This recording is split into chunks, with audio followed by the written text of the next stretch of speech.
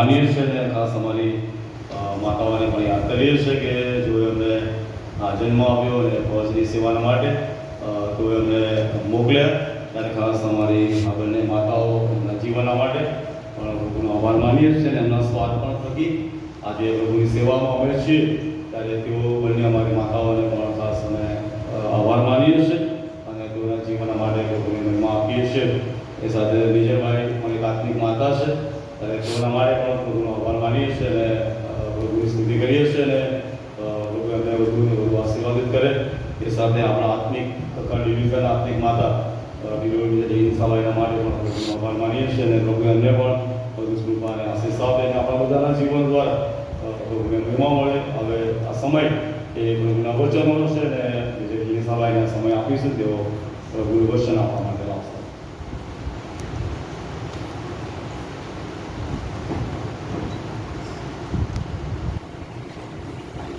Hallelujah. જીવતા પરમેશ્વરને ધન્યવાદ આપીએ કે તેણે આપણા જીવનની અંદર આ પવિત્ર દિવસ આપ્યો.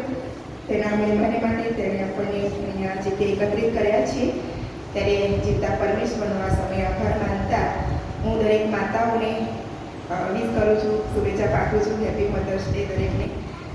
અને દરેકને ઈશ્વર આશીર્વાદિત કરે, તમારા બાળકોને ઈશ્વર આશીર્વાદિત કરે, તમારા પરિવારને ઈશ્વર આશીર્વાદિત કરે. આજનો મધર્સ ડે એ આજે આપણે ઉજવી રહ્યા છીએ. આજે આપણે એકલા જ નહીં પણ આખું વિશ્વ એ મધર્સ ડેની ઉજવણી એ કરી રહ્યું છે. અને આજે આપણે જે શાસ્ત્ર વાંચન જોયું એફએસીઓનો પત્ર તેનો 6થો અધ્યાય 1 થી 3 કલમ, એમાં પણ આપણને જે વચનો દ્વારા જે ચેતવણી આપવામાં આવેલી છે, જે આશ્વાસન આપવામાં આવેલું છે, એ સગળી બાબતો આપણા સર્વને માટે ઈશ્વર તરફથી છે.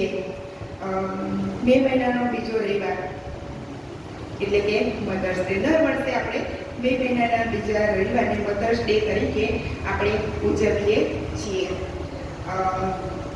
અને ફક્ત એવું નહીં કે માતા એટલે ફક્ત સ્ત્રીઓ માટે મધર્સ ડે નથી માનતી કે ફક્ત સ્ત્રીઓને માટે જ મધર્સ ડે છે, કે જેણે બાળકને જન્મ આપ્યો છે એ જ વ્યક્તિની માતા છે એ એવું નથી.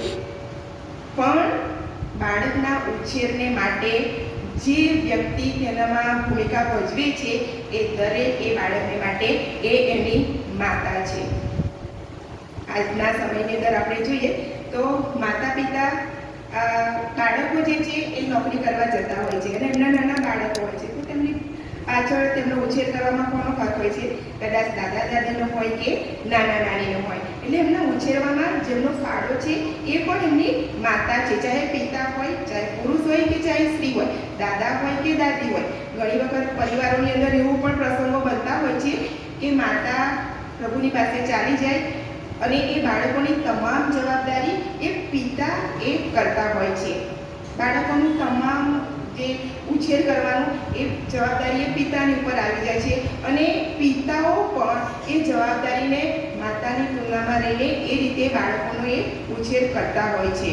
ત્યારે એ પિતાઓને માટે કે જેઓ માતાની ભૂમિકા ફરજ અદા કરી રહ્યા છે, ત્યારે તેઓને માટે પણ પ્રભુ તમને આશીર્વાદિત કરે અને પ્રભુ તમારા દ્વારા પણ મહિમા આપે. એટલે કે આ મધર્સ ડે એ ફક્ત સ્ત્રીઓને માટે નથી, પણ તમામ જેઓ માતા તરીકેની ભૂમિકાઓ જેઓ પોતાના બાળકોની અંદર, પરિવારની અંદર અદા કરી રહ્યા છે, બાળકોનો ઉછેર કરવામાં પોતાનું જીવન વ્યતીત કરી રહ્યા છે, બાળકોના જીવનનું ઘડતર કરવામાં પોતાનો ફાળો આપી રહ્યા છે, તેવા તમામ, એમાં ભાઈ બહેન પણ હોઈ શકે, મોટા ભાઈ બહેન પણ હોઈ શકે, દાદા દાદી, નાના નાની અને પિતા અને સ્ત્રી, એમાં બધા જ આવી શકે છે. કે આજનું વચન એ આપણા બધાના માટે છે, ફક્ત સ્ત્રીઓને માટે એ નથી.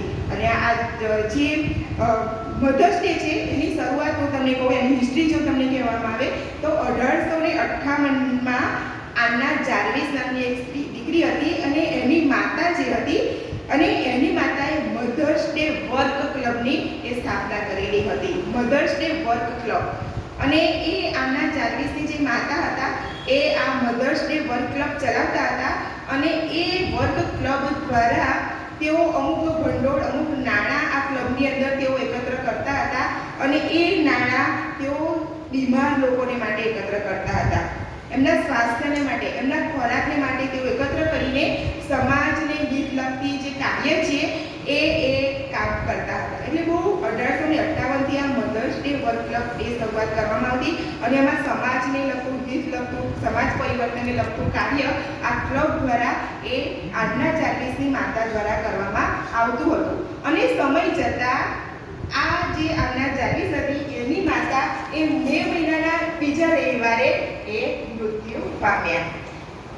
મે મહિનાના બીજા રવિવારે એ જે ક્લબ ચલાવતા હતા એ સ્ત્રી એ મૃત્યુ પામ્યા. એટલે માતાની યાદમાં આન્ના જાર્વિસ જે હતી એટલે કે એમની દીકરી હતી એ એણે 1908ની અંદર યુનાઇટેડ સ્ટેટ્સની અંદર પ્રથમવાર મધર્સ ડે ઉજવ્યો. પ્રથમવાર 1908ની અંદર યુનાઇટેડ સ્ટેટ્સની અંદર આ રીતે મધર્સ ડે પોતાની માતાની યાદમાં પોતાના માતાએ જે કામ કર્યું હતું તેને સન્માન આપવાને માટે, તેને માન આપવાને માટે, તેણે જે કામ કર્યું હતું તેનો આભાર વ્યક્ત કરવાને માટે પ્રથમ વખત 1908ની અંદર યુનાઇટેડ સ્ટેટ્સની અંદર મધર્સ ડેની સ્થાપના કરવામાં આવી હતી કે મધર્સ ડે પ્રથમવાર ઉજવવામાં આવ્યો હતો. અને આજે એની યાદમાં આજે આખા વિશ્વભરની અંદર આજે આપણે આપણી પોતાની માતાઓને કે જેણે આપણને જન્મ આપ્યો છે, જેણે આપણા માટે પોતાનું યોગદાન આપ્યું છે, જેણે આપણું જીવનનું ઘડતર કરવામાં પોતાનો ફાળો, પોતાનું બલિદાન આપ્યું છે, એવી આપણી પોતાની માતાઓને સન્માન કરવાને માટે આખું વિશ્વ એ મે મહિનાનો બીજો રવિવાર એટલે કે મધર્સ ડે તરીકે એ ઉજવી રહ્યો છે. અને આજે ઈશ્વરે પણ આપણને સમય આપ્યો છે કે આપણે આપણી માતાઓનું સન્માન કરીએ, આપણી માતાઓનો આપણે આભાર માનીએ. માતાના પ્રેમની જો વર્ણન કરવા જઈએ તો એનો શબ્દો પણ તૂટી જાય, એની કલ્પના કરવી પણ અશક્ય છે. એનો પ્રેમ એ અપાર છે, એનો નિસ્વાર્થ પ્રેમ છે. એના વિશે ઘણું બધું માતાના વિશે આપણે બોલવા જઈએ તો બોલી શકાય, લખવા જઈએ તો પણ લખી શકાય. એવો એ માતાનો પ્રેમ છે. માતાનો પ્રેમ અજોડ છે, નિસ્વાર્થ છે અને અકલ્પનીય એવો માતાનો પ્રેમ છે. અને એટલા જ માટે આ મધર્સ ડેના દિવસે વિશેષ કરીને માતાઓનું સન્માન કરવામાં આવે છે, માતાઓને માન આપવામાં આવે છે. અને બાળકો દ્વારા પોતાની માતાઓનું એ સન્માન કરવાનો દિવસ એટલે કે મધર્સ ડે છે. મહાન વૈજ્ઞાનિક અબ્દુલ કલામ વિશે આપણે બધા જાણીએ છીએ કે બહુ મોટા વૈજ્ઞાનિક હતા. એક દિવસ એમની મીટિંગની અંદર બેઠા હતા અને એની અંદર એમને એક પ્રશ્ન પૂછવામાં આવ્યો કે જન્મદિવસનો અર્થ શું છે? જન્મદિવસનો અર્થ શું છે? મોટા વૈજ્ઞાનિકો, મોટા લોકો ત્યાં બેઠેલા હતા અને એમાં અબ્દુલ કલામે ત્યાં એ જવાબ એવો આપ્યો કે જન્મદિવસ એ એવો દિવસ છે, જન્મદિવસ એ એવો દિવસ છે કે બાળકના રડવાથી તેની માતા એ ખુશ થાય છે, આનંદિત થાય છે અને હાસ્ય કરે છે. બાળક જ્યારે જન્મે છે અને જો એ બાળક ન રડે તો બાળકનું રડવું એ જરૂરી છે. બાળકના જન્મ પછી એ બાળકનું રડવું એ જરૂરી છે. જો બાળક ન રડે તો ડૉક્ટરો પણ ત્યાં એને હેરાન થઈ જાય કે બાળક ન રડે તો કદાચ એનું જીવન પણ નથી. પણ જો બાળક જન્મ પછી પ્રથમ એ રડે છે તો એનું જીવન છે. એટલે કે ત્યાં અબ્દુલ કલામે એવો જવાબ આપ્યો કે બાળકના જન્મદિવસ એ એવો દિવસ છે કે બાળકના રડવાથી એની માતા એ ખુશ થાય છે, આનંદિત થાય છે અને હસે છે.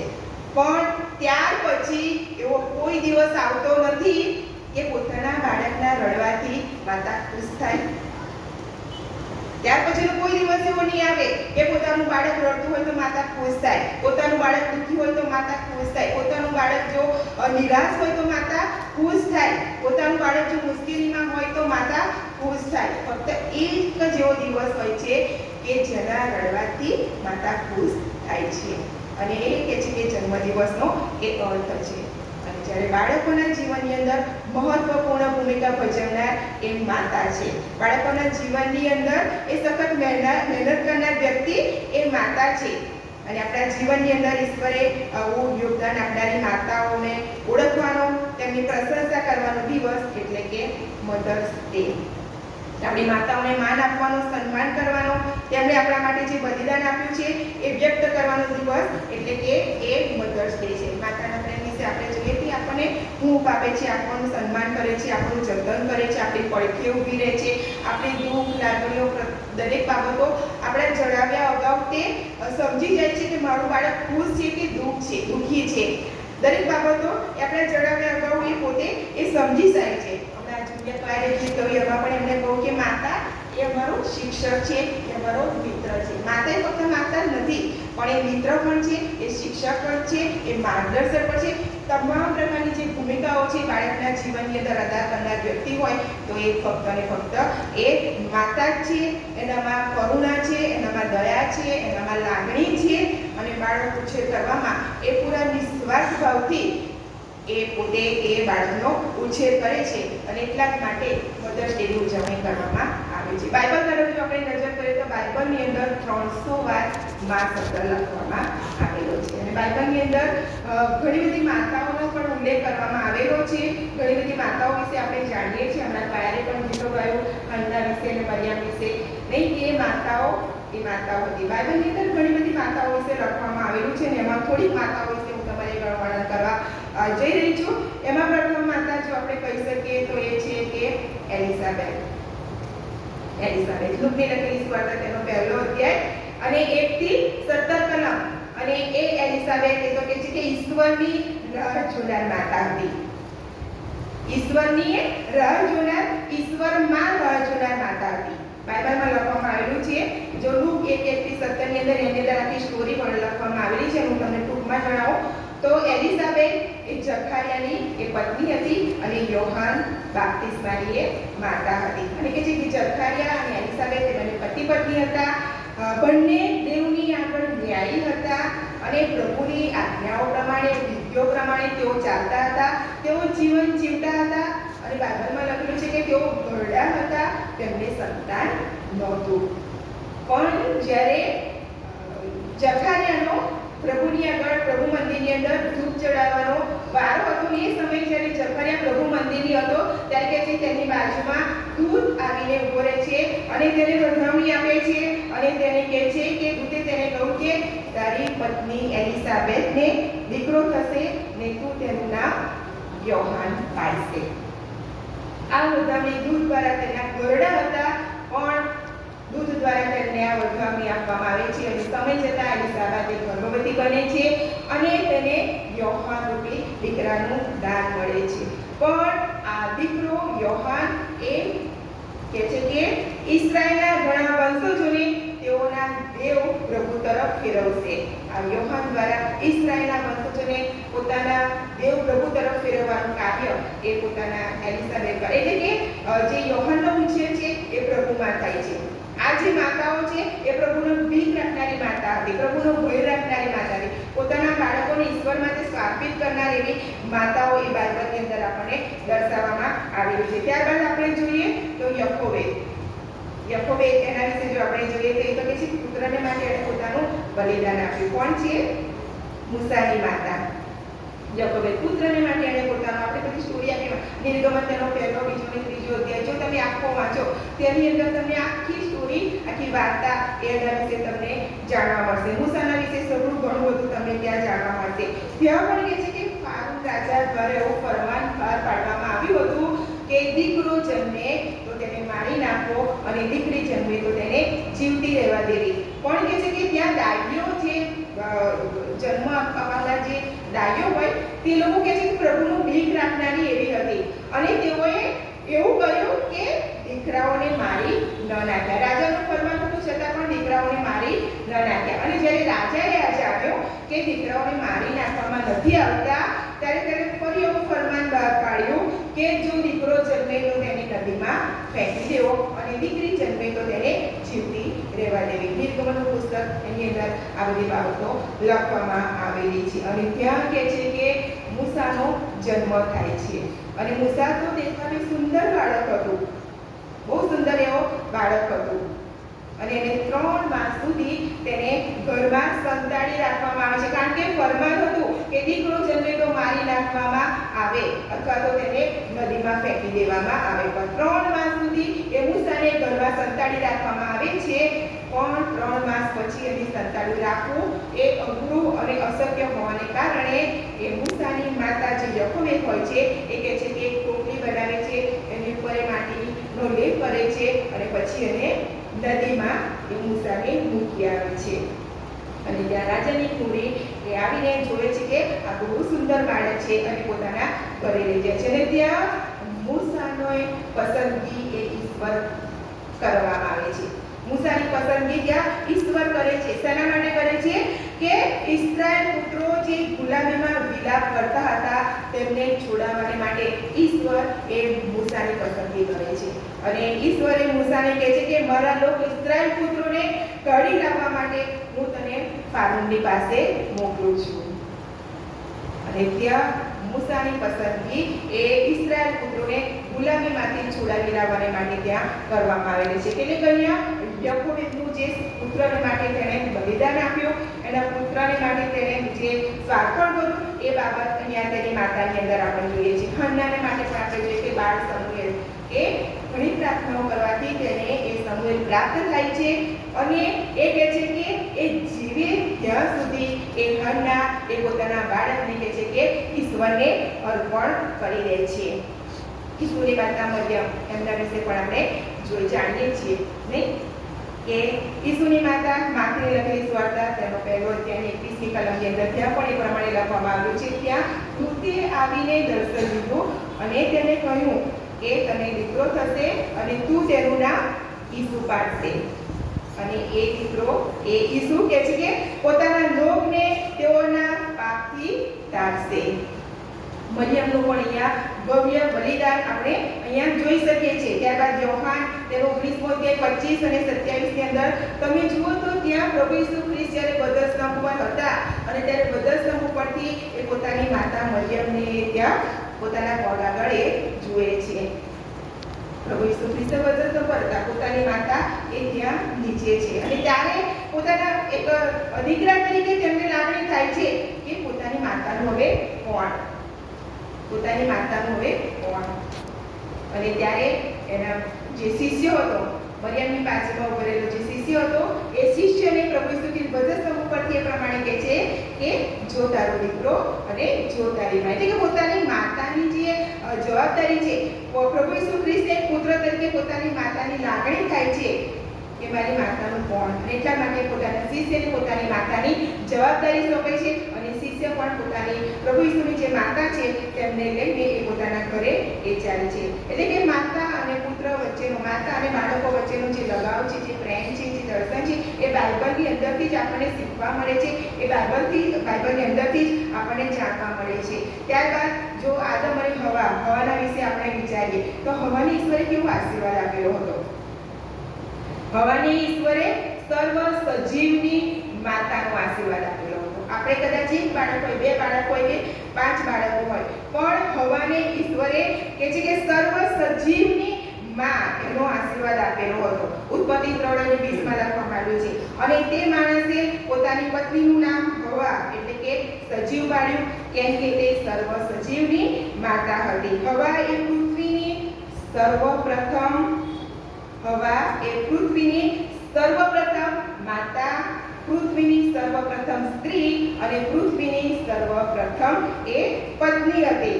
અને કહે છે કે હવાને ઈશ્વરે એ સર્વ સજીવોની માતાનો એ ત્યાં આશીર્વાદ આપે છે. ત્યારબાદ ઉત્પત્તિ 17, 15 અને 16 ની અંદર સારા વિશે લખવામાં આવેલું છે.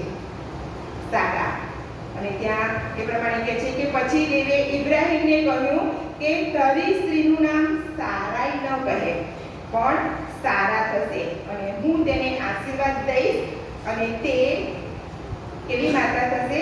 દેશ જાતિઓની માતા, સર્વ દેશ જાતિઓની માતા. અહીંયા હવાને તે સર્વ સજીવની માતાનો આશીર્વાદ આપે છે. જે ઇબ્રાહીમની અહીંયા જે સારા છે તેને તેઓ દેશ જાતિઓની માતા આપે છે. એટલે કે વિશાળ કુટુંબનો આશીર્વાદ, સર્વ દેશ જાતિઓની માતાનો આશીર્વાદ એ અહીંયા તેને આપવામાં આવેલી છે. ત્યારબાદ ઉત્પત્તિ 25 અને 23 ની અંદર રિબકા, તેના વિશે જો આપણે જોઈએ તો તે ઈસાકની પત્ની હતી. અને ઈસાકની સાથે તેણે લગ્ન કર્યા ત્યારે ઈસાકે 40 વર્ષનો હતો અને તેઓને પણ સંતાન નહોતું. અને જ્યારે તેઓએ પ્રાર્થના કરી ત્યારે તેમને તેમની પ્રાર્થના સાંભળવામાં આવે છે. અને ત્યાં યહોવાએ તેને કહ્યું કે તારા પેટમાં 2 કુળ છે, તારા પેટમાંથી જ 2 પ્રજાઓ ભિન્ન થશે. ઈસાકની પત્ની રિબેકાને ઈશ્વરે હજારો લોકોની માતાનો આશીર્વાદ આપ્યો. એસાવ અને યાકૂબ 2 કુળ એ રિબકાના ત્યાંથી જોઈ શકાય છે. અને રીબકાને પણ એકને સર્વ સજીવની માતાનો આશીર્વાદ આપ્યો, એકને સર્વદેશ જાતિઓની માતાનો આશીર્વાદ આપે છે. અને રીબકા જે છે તેને કહે છે કે હજારો લોકોની માતાનો આશીર્વાદ. આપણે અહીંયા વિચાર કરીએ કે શા માટે અહીંયા સ્ત્રીને સર્વ સજીવની માતા, દેશ જાતિની માતા અને હજારો લોકોની માતાનો આશીર્વાદ આપવામાં આવે છે. કારણ કે ઈશ્વરે દરેક સ્ત્રી ઉપર પોતાનો ભરોસો મૂકેલો છે. શરૂઆતમાં આપણે ગીત ગાઈને દેવ છે પ્રેમ, દેવ છે પ્રેમ. ખરેખર આપણો દેવ એ પ્રેમ છે અને પોતાના પ્રેમને પ્રદર્શિત કરવાને માટે તેણે સ્ત્રીનું સર્જન કર્યું છે. અને સ્ત્રીની અંદર આ તમામ બાબતો આપણે જોઈ શકીએ છીએ કે તેનો પ્રેમ એ નિસ્વાર્થ હોય છે, અપાર હોય છે, અજોડ હોય છે, નિષ્કલંક એનો પ્રેમ હોય છે, ભેદભાવ વિનાનો એનો પ્રેમ હોય છે. આ સગળી બાબતો દેવ પ્રેમ છે. એટલે એ પ્રેમનું સ્વરૂપ એ સ્ત્રી તરીકે આજે આપણે પૃથ્વી પર જોઈ શકીએ છીએ. અને એટલા જ માટે ઈશ્વરે દરેક સ્ત્રીને માતાનું બિરુદ આપીને તેની પર ભરોસો મૂક્યો છે, તેને જવાબદારી સોંપી છે પોતાના બાળકોનું, પોતાના સમાજનું, પોતાની મંડળીનું જતન કરવાનો. અને એક સ્ત્રી તરીકે જ્યારે આપણને ઈશ્વરે આપણી પર ભરોસો મૂક્યો છે, આપણને જવાબદારી સોંપી છે, ત્યારે ચોક્કસ આપણે આપણા બાળકોની સાર સંભાળને માટે આપણે બેદરકાર ન રહીએ. આપણામાં દયા, પ્રેમ, ભલાઈ ભરેલી છે કારણ કે ઈશ્વરે એ આપણામાં મૂકેલી છે. મધર ટેરેસાનું નામ બધાએ સાંભળ્યું છે ને? મધર ટેરેસાનું કામ શું હતું કે તેઓ રક્તપિત્યાની સેવા કરતા હતા. એ તો એક સાધ્વી હતા, સંત હતા, પણ તેમના નામની આગળ મધર, એમનું નામ ટેરેસા છે પણ એમના નામની આગળ મધર શબ્દ લખવામાં આવેલો. કેમ? કેમ કે આ પૃથ્વી પર માતા જે એવી વ્યક્તિ છે કે જે નિસ્વાર્થપણે સેવા કરી શકે છે. મધર ટેરેસાએ રક્તપિત્યાઓની સેવા કરી, એવી રીતે સેવા કરી કે જેવી રીતે એક માતા પોતાના બીમાર બાળકની એ સેવા કરે. એક માતા પોતાના બીમાર કોઈ એને ગંભીર એવી બીમારી હોય તો પણ માતા નિસ્વાર્થપણે પોતાના બાળકની સેવા કરે. એ રીતે મધર ટેરેસાએ એ રક્તપિત્યાઓની સેવા કરી અને એટલા જ માટે એમના નામની આગળ એ માતાનું નામ મૂકવામાં આવ્યું, એટલે કે મધર ટેરેસા. એટલે કે વાલાઓ, જ્યારે ઈશ્વરે આપણને માતાનું સ્વરૂપ આપીને, માતાનું રૂપ આપીને, માતાની ભૂમિકા આપીને ઈશ્વરે આપણી પર એ ભરોસો મૂકેલો છે, ઈશ્વરે આપણી પર એ ભરોસો મૂકેલો છે, ત્યારે આપણું જીવન એ ઈશ્વરની ભીખ રાખનારું હોવું જોઈએ. આપણું જીવન એ ઈશ્વરનો ભય રાખનારું હોવું જોઈએ. હમણાં આપણે જે અર્પણ વિધિ જોઈએ એની અંદર પણ કેટલા બધા નિયમો કે એ માતા પિતા તરીકે પોતાનું બાળક જ્યારે અર્પણ કરે છે ત્યારે એમને પણ એ બધા નિયમો અધીન રાખવાના હોય છે અને ત્યારે આપણે બાળકને સાચી રીતે અર્પણ કરી શકીએ. આ દુનિયાની જે શુદ્ધતા છે એ શુદ્ધતાથી આપણે આપણા બાળકોને ઘડતર કરવાનું છે. ત્યારે આપણે આપણા બાળકને ઈશ્વરના ભયમાં અને ઈશ્વરના જ્ઞાનમાં આપણે તેનું જતન કરી શકીએ છીએ, તેને ઉછેરી શકીએ છીએ. ઈશ્વરીય માતા તેના બાળકોનો ઉછેર એ પ્રેમ, માન અને સન્માન અને તેમના માર્ગ અને ઈશ્વરના માર્ગમાં કરે છે. ઈશ્વરને પ્રેમ કરનાર એ માતા હોય છે, આજ્ઞાઓ પાડનારી માતા હોય છે, ઈશ્વરની ભીખ નાખનાર, બીજાઓની સેવા કરનાર અને પોતાના બાળકોને પૂરા મનથી, પૂરા મનથી, પૂરા સામર્થ્યથી એ ઈશ્વરના ભયમાં જીવન કેવી રીતે જીવવું એ શીખવનાર એ પોતે માતા જ હોય છે. બે નાના બાળકો હતા અને એક નાનું બાળક એક બીજા બાળકને એમ કહેતું હતું કે છે કે મારી મમ્મીને તો ગણિત આવડતું જ નથી. નાના બાળક હતા અને એ એના મિત્ર નાના બાળકને એમ કહે છે કે મારી મમ્મીને તો ગણિત આવડતું જ નથી. કે છે કે હું એક રોટલી માંગું ને એ મને બે આપે છે. બાળક બીજા બાળકને મારી મમ્મીને ગણિત આવડતું જ નથી, હું એક જ રોટલી માંગું અને એ બે આપે છે. માતાનો પ્રેમ આ છે. બાળક માંગે એના કરતા વધારે આપે છે. એનો પ્રેમ કહે છે કે અગણિત પ્રેમ છે, એનો પ્રેમ એ ગણી શકાય એવો નથી.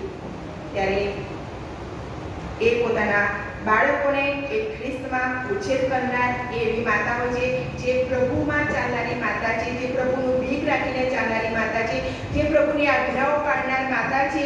એ પોતાના બાળકોનો એ ખ્રિસ્તમાં ઉછેર કરનાર હોય છે, પોતાના બાળકોને માટે એ દરરોજ પ્રાર્થના કરે છે, પોતાના બાળકોને બાઇબલનું જ્ઞાન આપે છે, પોતાના બાળકોને એ પ્રાર્થના કરતા શીખવે છે, પ્રમાણિકતાથી પોતે જીવન જીવીને પોતાના બાળકોને અને પોતાના પરિવારને ઈશ્વરમાં એ વિશ્વાસુ બનાવે છે. પોતાના પરિવારનો જે પાયો છે એ ખ્રિસ્તમાં એ મજબૂત કરનાર એ એવી એક માતા હોય છે. અને પોતાના બાળકો અને પરિવાર માટે એ કે છે કે નીતિવચન તેનો 31મો અધ્યાય તેમાં લખ્યું છે ને કે એ સવારે વહેલી ઉઠે છે અને રાત્રે મોડી સૂએ છે. પોતાના બાળકોને માટે, પોતાના પરિવારને માટે આખો દિવસભરની નાનામાં નાની બાબતોની, નાનામાં નાની જરૂરિયાતોની એ દરેકે સંભાળ રાખનાર, દરેક બાબતોની ધ્યાન રાખનાર એ ફક્ત ને ફક્ત એક માતા જ છે. અને એટલે જ ત્યાં લખવામાં આવ્યું છે કે એ સવારે વહેલું ઉઠવું અને તેનું રાત્રે મોડું સૂવું એ તેનો નિત્યક્રમ હોય છે. અને ઈશ્વર ભક્ત જે માતા હોય છે એ બાઇબલનું જ્ઞાન મેળવે છે અને પોતાના પરિવારને, પોતાના બાળકોને પણ કહે છે કે ઈશ્વરના માર્ગમાં તેઓને ચલાવે છે. ફક્ત માનવજાત તરીકે આપણે જ બાળકો પ્રત્યે પ્રેમ દર્શાવીએ છીએ એવું નહીં, પણ આ પૃથ્વી પર આપણે જોઈએ તો પશુ, પક્ષી, પ્રાણી બધામાં માતાનો જે પ્રેમ છે એ આપણે એક સરખો જોઈ શકીએ છીએ. આપણે પક્ષીઓની વિશે પણ આપણે વિચાર કરીએ તો પોતાના બાળકો જે માળામાં હોય છે પોતાના, ત્યારે તે લોકોને માટે તેઓ ક્યાં ક્યાં આખો દિવસ ફરે છે અને તેમના માટે ખાવાનું શોધી લાવીને પોતાના માળાની અંદર રહેલા બાળકોને તે ખવડાવે છે.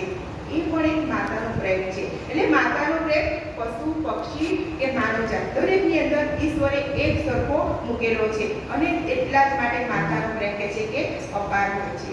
પણ જ્યારે બાઇબલ વાંચી હતી ત્યારે અયુબનું પુસ્તક અને તેનો 39મો અધ્યાય અને 14 અને 16 એ કલમ મારા વાંચવામાં હતી. અયુબનું પુસ્તક તેનો, અને ત્યાં શાહમૃગ વિશે લખવામાં આવેલું છે. શાહમૃગ એ એક પક્ષી છે અને ત્યાં એ પ્રમાણે લખવામાં આવ્યું છે કે એ શાહમૃગ કેમ કે તે પોતાના ઈંડા જમીન પર મૂકીને જતી રહે છે અને ધૂળ તેમને સેવે છે. કદાચ કોઈનો પગ તેમને કચરી નાખે કે કદાચ રાણી પશુ તેમને પગથી કૂદી નાખે તે પણ તે ભૂલી જાય છે. તે પોતાના બચ્ચા વિશે એવી નમેરી થઈ જાય છે કે જાણે તેઓ તેના હોય જ નહીં. આપણે જોઈએ છીએ કે માતાનો પ્રેમ દરેક જગ્યાએ એક સરખો છે. દરેક માતા પોતાના બાળક વિશે બહુ સભાન હોય છે, પોતાના બાળક પ્રત્યે બહુ જ પ્રેમાળ હોય છે, એને લાગણી હોય છે, પોતાના બાળકને બને તેટલું એ જતન કરે છે, દરેક જવાબદારીઓ તેની અદા કરે છે. પણ અહીંયા મેં શાહમૃગ વિશે વાંચ્યું તો ત્યાં એના એ પણ એક માતા એને કહે છે કે પોતાના બચ્ચા એ જમીન પર મૂકીને એ જતી રહે છે. કદાચ લખવામાં આવ્યું છે કે રાણી પશુ કદાચ આવીને તેને પગથી કૂદી નાખી એની પણ એને પરવા નથી. કદાચ કોઈક મનુષ્ય કદાચ જાય, કોઈક એના પગની જે કચડી નાખી એની પણ એને પરવા નથી. કહે છે કે પોતાના બચ્ચા વિશે એવી નમેરી થઈ જાય છે કે જાણે એ પોતાના હોય જ નહીં. શાહમૃગ પક્ષી વિશે આપણે જ્યારે આપણે આ દુનિયાની અંદર આપણે જીવીએ છીએ ત્યારે આ બાબત આપણા માટે પણ એક પડકારજનક છે. જ્યારે આપણા બાળકો આ વિશ્વની અંદર, આ દુનિયાની અંદર જ્યારે ઉછેર પામે છે ત્યારે દુનિયાવી પ્રલોભનો કદાચ તેમને આકર્ષશે. દુનિયાવી જે બાબતો છે તે તેમને આકર્ષે. શૈતાનની જે વાનાઓ છે કદાચ એ બાબતોમાં તેઓ આકર્ષાઈ જાય. ત્યારે વાલી માતાઓ, વાલા પિતાઓ કે જેઓ પોતાના બાળકનું ઘડતર કરવામાં ફાળો નિભાવે છે તેઓ દરેકને આ વચનો આજે છે કે આપણે આપણા બાળકોના ઉછેરને માટે આપણે બેદરકાર ન રહીએ. આપણા બાળકોના ઉછેરને માટે આપણે સભાન રહીએ. દુનિયાની અંદર ચાલતી જે દુષ્ટ બાબતો છે એ બાબતોથી આપણે આપણા બાળકોને સભાન કરીએ. કારણ કે અહીંયા લખવામાં આવ્યું છે કે કદાચ આપણું બાળક એની પર કોઈ પગ મૂકીને પણ ચાલી જાય, કોઈ રાણી પશુ જેવી કે શૈતાન જેવી વસ્તુ આવીને આપણા બાળકોનું જીવન પણ એ નષ્ટ કરી નાખે, તેઓને અંધકારની પરિસ્થિતિમાં લઈ જાય, તેમને ખરાબ માર્ગોમાં દોરી જાય. અને એવી બાબતો જ્યારે આપણા બાળકોની અંદર બને ત્યારે આપણા બાળકો એ હતાશ અને નિરાશ થઈ જાય. અને એટલા જ માટે બાઇબલનું વચન આપણને 20 શાસ્ત્રની અંદર લખવામાં આવ્યું છે કે નાનું હોય ત્યારથી તું તેને જ્ઞાન આપ કે જેથી તે ઘરડો થાય તો પણ તેમાંથી તે ઘટે નહીં. એટલે કે બાળક નાનું છે ત્યારથી જ આપણે તેને ઈશ્વરના વચનોમાં દોરવાનું છે. આપણે તેને પ્રાર્થના કરતા શીખવાનું છે. આપણે તેને પ્રભુના વચનો શીખવવાના છે. જ્યારે હું અહીંયા રહું છું ને પ્રભુ ઘરની અંદર જ્યારે આ અને હું તેઓને માટે પ્રાર્થના કરું છું કે આ જે જુવાનો છે, આ જે દીકરા છે, આ જે બાળકો છે, એ પ્રભુના ઘરની અંદર એક સેફ વાતાવરણની અંદર છે, સેફ જગ્યાની અંદર છે, પ્રભુના સાનિધ્યમાં તેઓ છે. અને ત્યારે હું તે લોકોને માટે પ્રાર્થના કરું છું, તે લોકોને માટે હું પ્રભુનો આભાર માનું છું.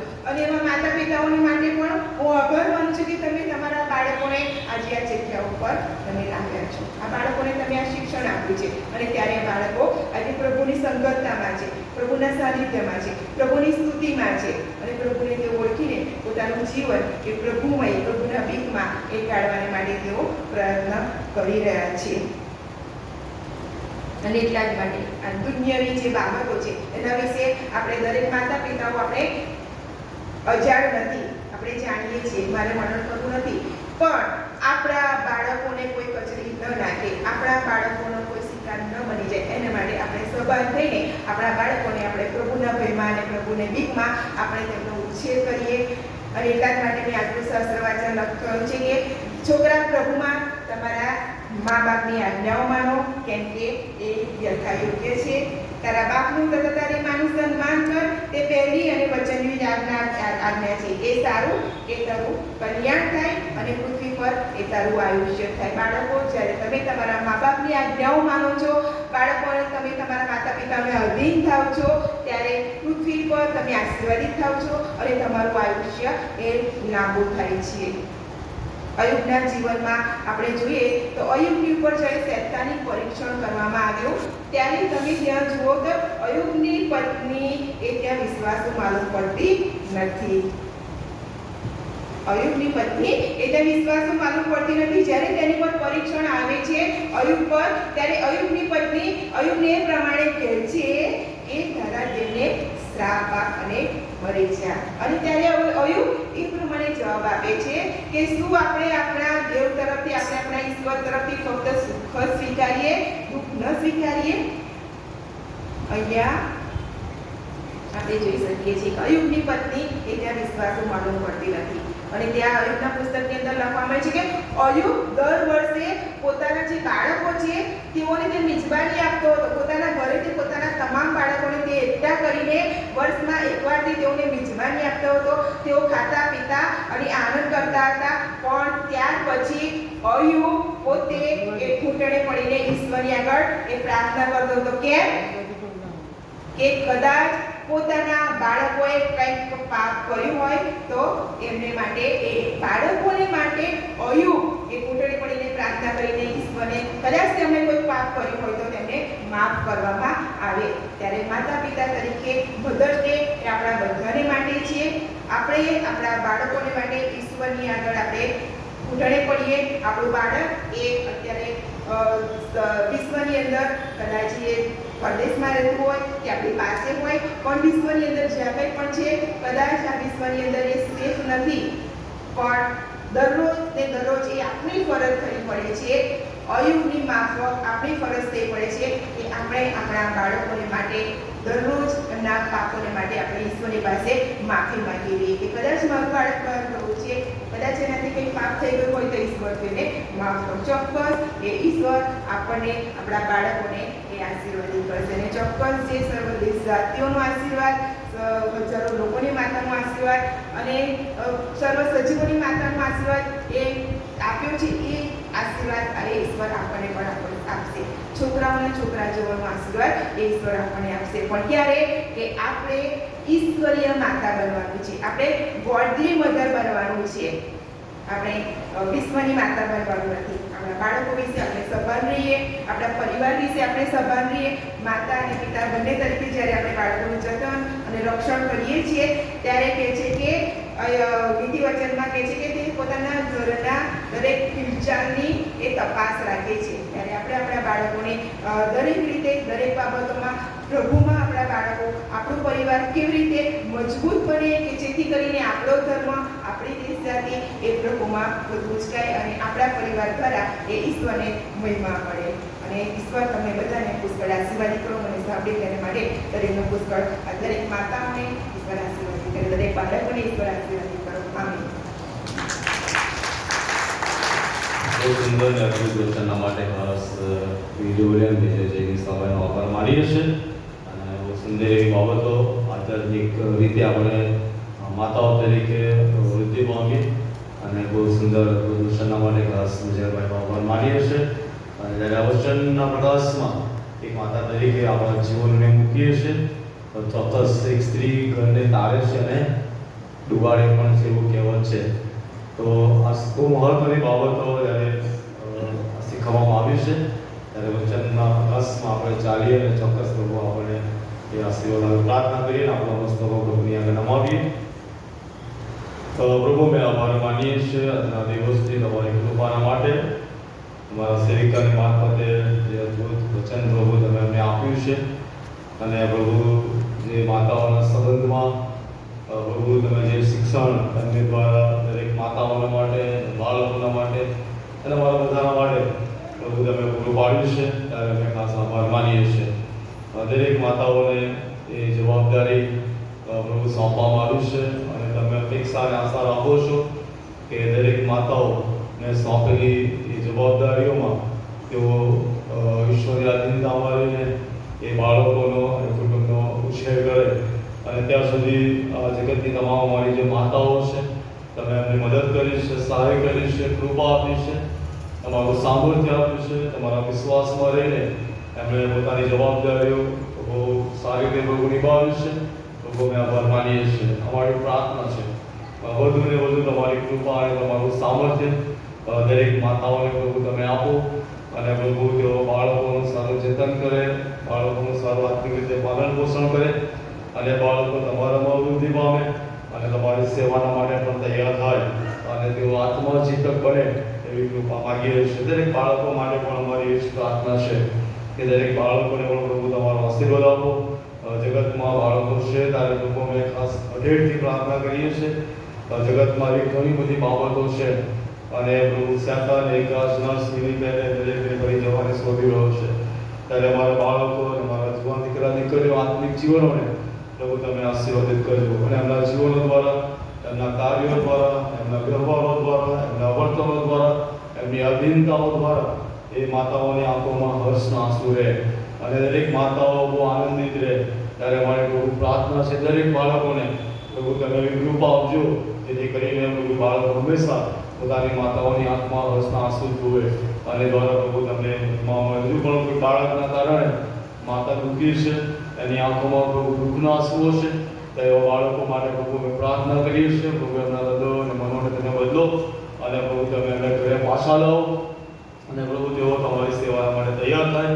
જે બાળકોએ પોતાના માતાને ગુમાવ્યા છે અને જે માતાઓએ પોતાના બાળકોની દુઃખી પરિવારોને પ્રાર્થનામાં યાદ કરી રહી છે આજે ચોક્કસ તેઓને એ બાબતોની યાદ આવતી હશે, દુઃખી થતા હશે પણ પ્રભુ તમે જેમ માં દિલાસો આપે છે એમ પ્રભુ તમે દિલાસો આપનાર દેવ છો ત્યારે પ્રભુ તમે એમને દિલાસો આપો અને તમારા વિશ્વાસમાં દ્રઢ કરો.